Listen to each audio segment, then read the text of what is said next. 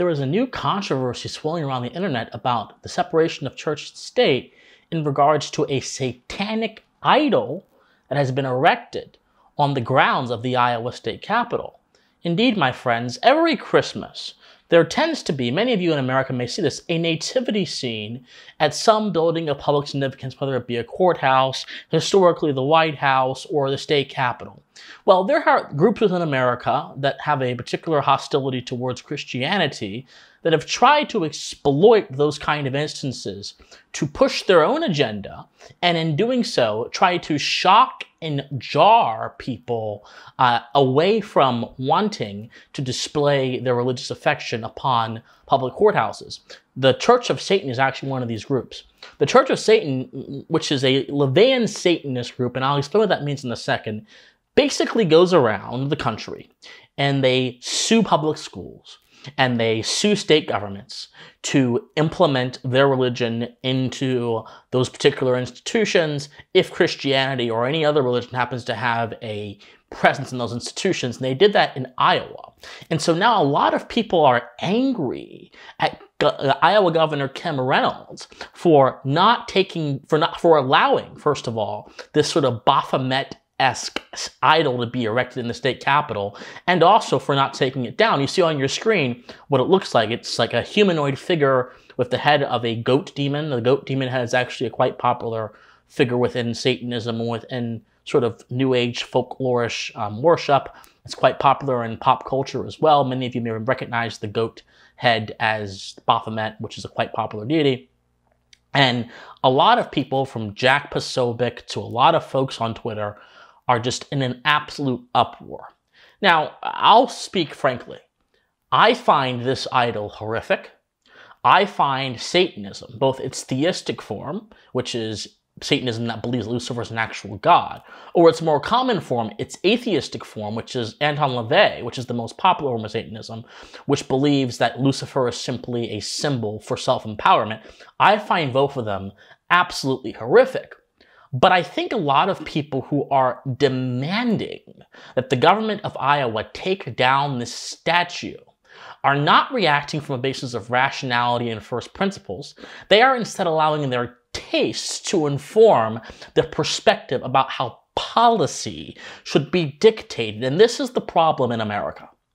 Our founders set up a system that presumed so many different things. Among the things that this system presumes is the reason as a value, reason as both a moral value and a political value. The founders believed that the thoughtfulness, the thinking of Americans would be able to take them to a place where they could logically deduce and understand basic things that would inform how our governments run. But when we allow our tastes, how we feel, our subjective preferences to take hold of our political thinking, then politics is no longer a science of governance, which accords itself towards a particular set of ideas that must be followed in order for governance to remain non-intrusive and to remain just. Politics becomes just another tool for us as political activists in this example to use to further our own views. As conservatives, particularly as American conservatives, it should be our goal to keep politics as far removed from the family, as far removed from private life, and as far removed from subjective tastes as possible. The deconstructionist, postmodernist stuff has already shown what happens.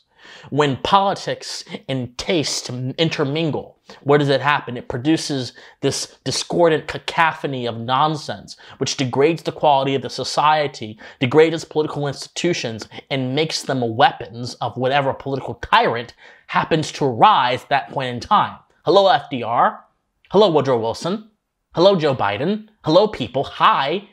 That's what I'm talking about, these kind of people. This kind of archetype of American politician. Huey Long, that rises up, taking advantage of the emotional passions of people and weaponizing them.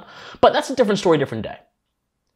While a lot of people are focusing entirely on tastes, we must focus on substance. I will make my position clear. I don't think this horrific idol of self-absorption and this Ubermensch mentality, which LaVeyan Satanism ultimately represents, should be displayed in the Iowa State Capitol or any public building, a courthouse, the White House, any public building in America. But I also don't think that any religious symbol should be displayed on any public building in America for this very reason. I'll explain. But before I explain, allow me to say this. A lot of folks are objecting to considering this a matter of freedom of religion because they will say that Satanism is not a religion. Well, I'll say this. I believe that LaVeyan Satanism is an anti-religion. In fact, you don't have to take my word. Take the word of Anton LaVey himself, who thought religion was simply a form of institution to control people, who thought that religion was a form of curse that shackled man's potential. He had a very Ayn Randian, Nietzschean idea of religion. So it's an anti-religion. Evidently, if you look at the historical record, it is a sentiment about the self that is meant to go against established structures and systems, i.e. religion. But having said that, the question of what is a religion or not as it pertains to law, because ultimately this is a matter not just of law, but a public policy consideration, is subjective and is open-ended.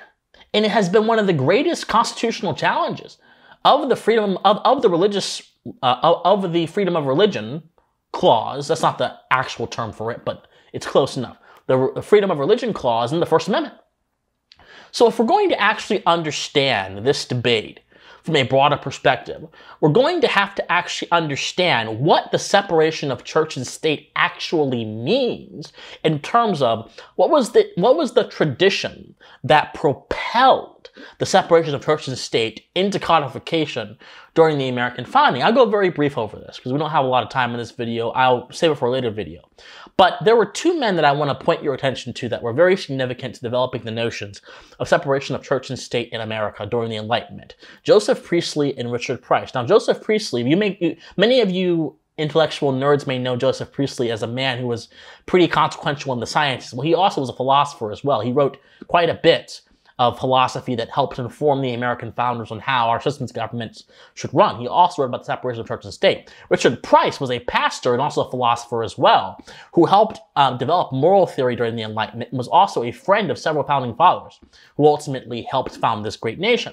These two men largely believed that the separation of church and state was justified on two grounds. Number one, they believed that religion and politics should remain separate because they are of two different natures. Religion focuses on the eternal. Politics focuses on the temporal. And when you mix the eternal with the temporal, almost always, since we are human beings bound to flesh and limited by our circumstances, the temporal will always take over and distort our view of the eternal, and therefore we can't actually carry out the goals of religion. And number two, both men believe that in the presence of coercion, one cannot actually have a spiritual relationship. Now, they were talking about in the Christian context. They were both Christians, as I am.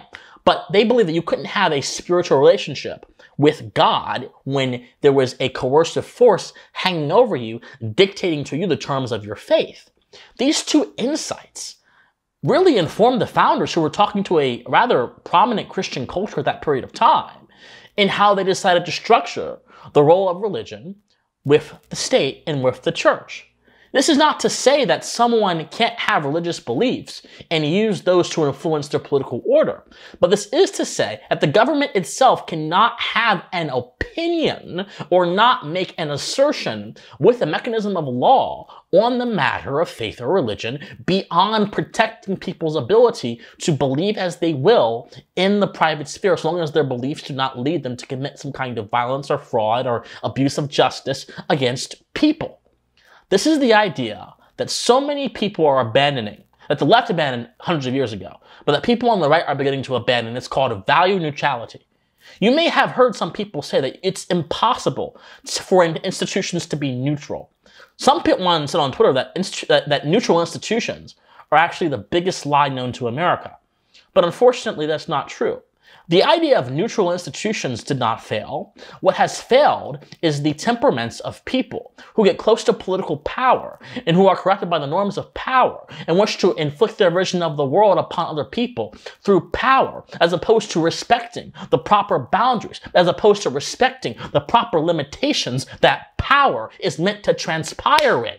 Neutrality was the default. There was no problem with it. In fact, that value neutrality was reinforced by the founders through social institutions. What do you think monogamous marriage was? See, many of you don't know your history.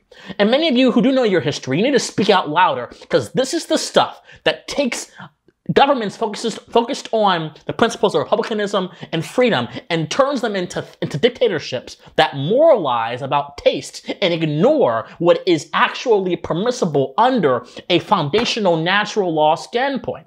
Marriage was meant to cultivate virtue in society through a voluntary means, because marriage quite literally teaches a virtue to two people in the compact by showing them the relationship between obligation and responsibility. You're responsible to your husband, responsible to your wife, in that context, and you are bound. And so if you are bound on that individual level, your actions can then go ahead and transpire in the broader society. That moral understanding in the private sphere will be taken from the private sphere and then spread out throughout your life in the public sphere. You don't use force to make someone do good behavior in the public sphere. You use examples set in the private sphere. The founders knew this, which is why the institutions of power were meant to be neutral, because the institutions of society could then have a different character. A lot of people mistake the idea of value neutrality with value absentness. They will say, well, if you're neutral on things, then institutions themselves can't make any sense, because all institutions rise on the basis of idea. But this is a fundamentally gross misunderstanding of the word. To be value neutral does not mean you are value absent. For example, consider education in America before 1835. After 1835, education in America became corrupted by the Prussian system, by European ideas that invaded our shores, that were taken back from Germany, the writings of William von Humboldt and others, and implemented into our institutions by Americans who studied in Germany. Before 1835, America had what is called traditional education, where there was no focus on social issues, and simply a focus on reading, math, writing, general history, and a general sense of morality, but there was no attempt to indoctrinate a kid with a particular social or political agenda. This was value-neutral education in a sense. Now, you go past 1835, the goal becomes Wissenschaft. Wissenschaft is simply the German word for education's sake. The goal becomes, let me educate you so you can be subservient to the state. Let me educate you so you can be subservient to the idea of education for its own sake, as opposed to education for the growth of the child, the person. Education became not about the child and about society. This is where John Dewey then comes in and says social consciousness is the value of education. Then this is where Woodrow Wilson comes in and says that we should then educate kids to be useful tools for society and not actually think about deeper first principles issues. And then everyone else, Cubberley, all the other people come in and they devise this modern education system built on this false idea, this false value. Value neutrality, which is simply a government institution, or any institution really, not trying to push a particular agenda, but resting upon first principles that are universal, that are established, is the only means for a society to live coherently within the proper bounds that permit human flourishing and permit sound moral behavior. Anything else lapses into the tyranny of the mind, indoctrination. So yes, the government of Iowa has two options here. And the government of America really has two options when it comes to a separated church and state. The government can maintain neutrality through two ways. Number one, they can let all religions, in every single way, put their stuff, put their symbols on public grounds. Or they can do what I suggest and let no faith system place their symbols on public grounds. Why? Because the moment a cross goes up on the government steps, the moment a Baphomet symbol goes up on the government steps, the moment a Star of David goes up, the moment a crescent moon goes up, is the moment faith becomes a matter of public debate and a matter of public consideration. When faith, fundamentally, is a deeply personal and private matter that belongs solely to the individual, their families, and those who practice the faith with them. When faith becomes a political matter, it's no longer a private matter, and it becomes a political football that tyrants and political opportunists will use to push their agenda onto people in the most grotesque way possible. Look at the Masterpiece Cake Bake Shop case, where a Christian baker was tormented simply for wanting to exercise his values through his craft. Look at the countless other cases we have in this country. When religion becomes a matter of public consideration, your faith is no longer up to you. Your faith is no longer between you and God. It becomes between you and the government. And in my opinion, when my faith can't even be left to me and my Savior, Jesus Christ, then no longer are you asking me to consider him as my Savior. You're asking me to consider the state my Savior. And to that, I say very simply, hell no. I'd rather do 10,000 things that I think would be rather offensive for me to list on a kids-friendly YouTube channel like this one. But no, I would much sooner vote for Bernie Sanders and become a full-blown socialist before I would sacrifice my relationship with the transcendent for one with the government. In my opinion, the government of Iowa should take down that idiotic, odorous, and foul satanic statue. But they should also then say that your faith belongs between you and whatever your conception of God is or the world is, and that's where it'll stay. Because that way, we will avoid opportunists like the Church of Satan trying to exploit our fundamentally moral system to push their self-aggrandizing aims. And we will also secure Christianity by strictly keeping it a matter between the individual and God. And we'll secure all religions by keeping them within the hands of the society and not the government. My friends, I love you guys so much. Like this video, comment on this video, share this video, subscribe to this channel. Be sure to donate to me if you want to on my Patreon, my PayPal. All that is in the comment section down below. I love you guys so much. Study history, study philosophy, and most importantly, my friends, please stay pensive. Bye, guys.